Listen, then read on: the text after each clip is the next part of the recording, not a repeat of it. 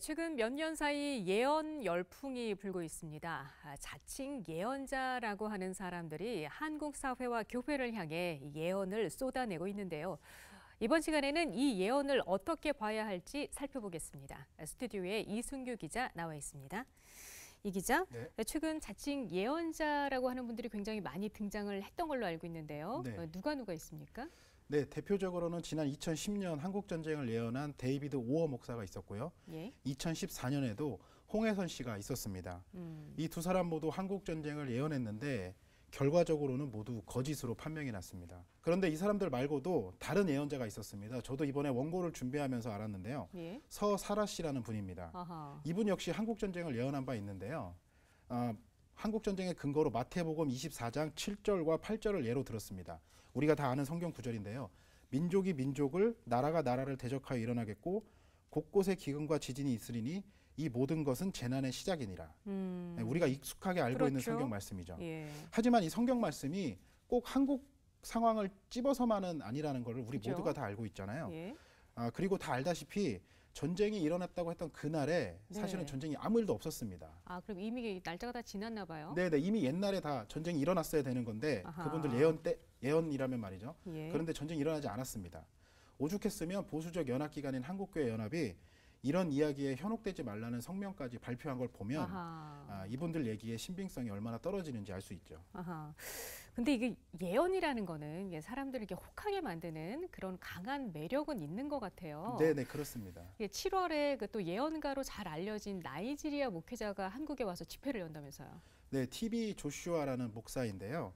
조슈아 목사는 예언도 하지만 그의 홈페이지를 보면 치유 사역에 더 능한 사람이라고 나와 있습니다. 네. 그래서 암과 에이즈를 자신이 치료하는 치료자라고 그래요? 스스로 소개하고 있습니다. 어허. 나이지리아에서 활동하는 조슈아 목사에 대해서 주최 측은 이 집회는 초기 교회처럼 강력한 성령의 역사가 일어나는 집회가 될 것이라고 소개하고 있는데요. 예. 하지만 이런 집회에 대한 논란은 끊임없이 있어서 그죠. 주최 측도 그걸 의식한 듯 보입니다. 이단 문제나 문화적인 차이로 거부감이 있을 수 있으니까 사역을 잘 살펴봐 달라는 당부의 말도 있지 않았습니다. 물론 앞서 말씀드린 것처럼 예언도 하고 있습니다. 2013년에 한국 전쟁을 예언한 바 있습니다. 2013년에 한국 전쟁이 일어난다라고 예언을 했나요? 네네, 2013년에 아하. 한국 전쟁이 일어날 것이다. 유튜브 동영상을 보면 네. 한 집회에서 한국에도 곧 전쟁이 일어날 것이라는 예언을 한 장면이 있습니다. 역시 적중하지는 않았네요. 네, 그렇습니다. 근데 이게 자칭 예언자라고 하는 사람들이 한국 전쟁을 굉장히 많이 언급을 해요. 예언을 해요. 왜 그런 걸까요? 아마도 세계에서 유일한 분단 국가여서 전쟁의 확률이 높아서 그런 건 아닐까 싶기도 한데요. 예. 재미있는 부분은 뭐냐면 또 다른 어떤 예언자들의 경우에는 한반도의 통일을 예언하고 있다는 점입니다. 그래요? 한 현상을 놓고 예언자들이 서로 다른 해석을 하는 건데요. 미국의 예언가 샴볼츠라는 사람은 우리 세대에 휴전선이 없어질 거라는 예언을 했고요.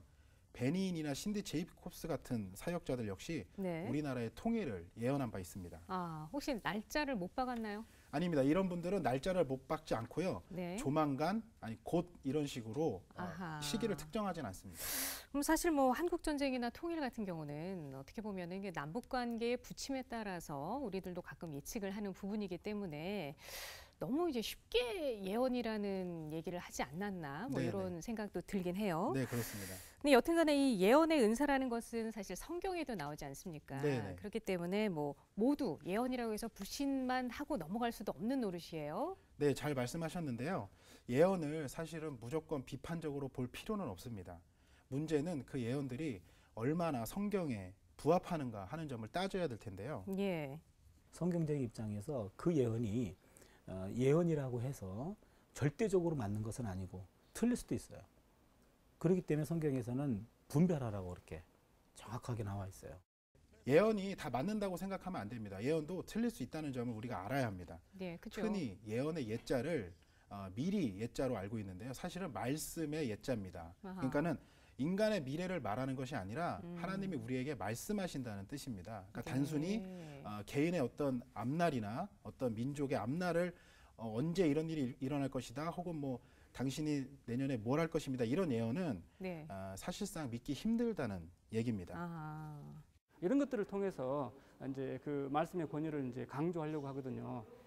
그런데 이제 그렇게 하다 보게 되면은 사실 성경을 통해서 계시된 하나님의 어떤 권위는 약화가 되고 굉장히 이제 주관적이고 자의적이고 이기적인 이런 그 메시지로 이게 전락이 될 수가 있습니다. 네, 그렇군요. 그러니까 예언의 은사 자체를 부정할 필요는 없지만 그 예언을 무조건 다 믿어서는 안 된다. 뭐 이렇게 정리하면 될까요? 네, 그렇습니다. 사람이라면 누구나 미래가 궁금하기 마련인데요. 그렇죠. 하나님의 인도하심을 믿고 그냥 따라가는 것도 좋겠다고 생각합니다. 아하. 사실 내 앞날이 어떤가를 알면 죄 많은 인간인 우리가 예. 하나님을 의지할지 여부는 사실 저도 잘 모르겠거든요. 그래요. 너무 예언 집회 이런 데 심취하지 마시고 신앙생활을 하는 것이 좋겠다고 생각합니다. 네, 이승규 기자 수고했습니다.